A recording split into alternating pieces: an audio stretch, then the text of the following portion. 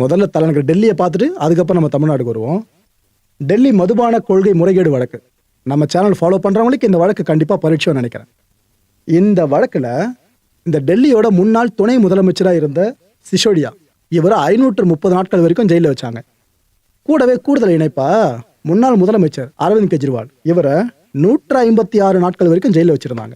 இவங்க தான் இந்த ஸ்கேம் பண்ணியிருக்காங்க அது இதுன்னு குற்றச்சாட்டில் முன் வச்சு ஜெயிலில் போட்டிருந்தாங்க. டெல்லி சிறப்பு நீதிமன்றம் இருக்குல்ல, அவங்க இந்த வழக்கு சார்ந்த எல்லா விஷயங்களும் விசாரிச்சுட்டு சிபிஐயை சரமாரியா திட்டி வச்சிருக்காங்க. கோர்ட்டு என்ன தெரியுமா சொல்லியிருக்கு கோர்ட்? இப்போ அரவிந்த் கெஜ்ரிவால், சிசோடியா இவங்க உட்பட இந்த வழக்கு சம்பந்தப்பட்ட 23 பேரையும் நாங்க விடுவிக்கிறோம்ட்டாங்க. ஒருத்தர் கூட பேலன்ஸ் கிடையாதுங்க, எல்லாரும் விடுவிக்கிறோம்ட்டாங்க கோர்ட்டு. அது மட்டும் இல்ல, இந்த 23 பேர் மேல இனிமே எந்த ஆக்ஷனும் இந்த அதிகாரிகள் எடுக்க கூடாதுன்னு சொல்லியிருக்காங்க. அப்பேற்பட்ட கொட்டு வச்சிருக்காங்க. போதிய ஆதாரங்களை சிபிஐ சமர்ப்பிக்கல. இவ்வளவு பெரிய கேஸ் தெரியல, ஆதாரங்களை ஒழுங்கா நீங்க கலெக்ட் பண்ணிருக்கணும்ல. ஆனா எதுவுமே நீங்க ஆதாரங்களை ஒழுங்கா சமர்ப்பிக்கல அப்படின்னா அப்ப எதுக்கு இந்த கேஸ் அப்படின்னு கோர்ட்டு கேட்குது. ஆதாரமே இல்லாம அரவிந்த் கெஜ்ரிவாலை சிக்க வச்சிருக்கீங்கன்னு சொல்லியிருக்காங்க. கோர்ட்டு சொல்ற வார்த்தைகள் இதெல்லாம். இது மட்டும் இல்லைங்க, குற்றப்பத்திரிகை தாக்கல் பண்ணீங்களா சிபிஐ தரப்புல இருந்து, அது வெற்று வார்த்தைகள் அடங்கின வெறும் காகிதம் மாதிரி தான் எங்களுக்கு தெரியுது. ஆதாரம் எதுவுமே அதுல இல்லையே, எழுதிட்டா ஆதாரம் ஆயிடுமா? சிபிஐ அதிகாரிகள் மேல துறை ரீதியா நடவடிக்கை எடுங்கன்னு கோர்ட்டே சொல்லியிருக்குங்க.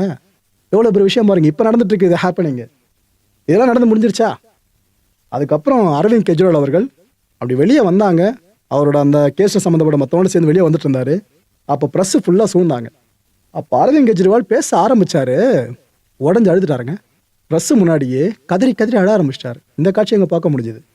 நான் நேர்மையானவன் அப்படின்னு நான் மட்டும் இல்லை, கோர்ட்டும் நிரூபிச்சிருச்சு. கடைசியில் உண்மை வென்றது அப்படின்ட்டு அரசியல்வாதிகளுக்கு உண்டான அந்த பேசிக்கான டெம்ப்ளேட் இருக்குல்ல, அந்த வார்த்தைகள் அவங்க பயன்படுத்தியிருக்காரு.